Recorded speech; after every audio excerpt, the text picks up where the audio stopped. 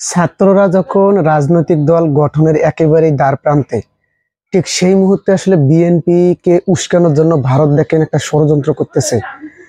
সেই ষড়যন্ত্রের অংশ হিসেবে দেখেন এখানে আনন্দবাজারের প্রতিবেদন, মানে ভারতের পত্রিকা, নতুন দল বুধবার নেতৃত্বে একঝাঁক জামায়াতের ছাত্র। তার মানে দেখেন বিএনপিকে আসলে খেপাতেই কিন্তু এই পরিকল্পনা।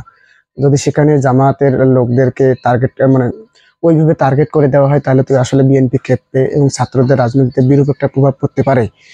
সেই কৌশলে, মানে একটা মারামারি বা যে কোনো একটা কৌশল খাটিয়ে যেভাবে হোক ছাত্রদের ঠেকাতে কিন্তু ভারতের দেখেন গভীর একটা পরিকল্পনা। দেখেন এখানে আনন্দবাজার পত্রিকা, নতুন দল বুধবার নেতৃত্বে একঝাঁক জামায়াতের ছাত্র। পরিকল্পনা ঠিক থাকলে আগামী বুধবার বৈষম্য বিরোধী ছাত্র আন্দোলনের নেতারা বাংলাদেশের নতুন রাজনৈতিক দল ঘোষণা করবে। এইটা কিন্তু আসলে ঠেকাতে ভারত কিন্তু দেখেন গভীরভাবে পরিকল্পনা শুরু করে দিয়েছে, এবং জামায়াতের এখানে নাম নিচ্ছে কারণ বিএনপির সাথে যদি একটা দ্বন্দ্ব বেঁধে যায়, তাহলে ছাত্রদের রাজনীতিতে একটা ব্যাঘাত ঘটতে পারে।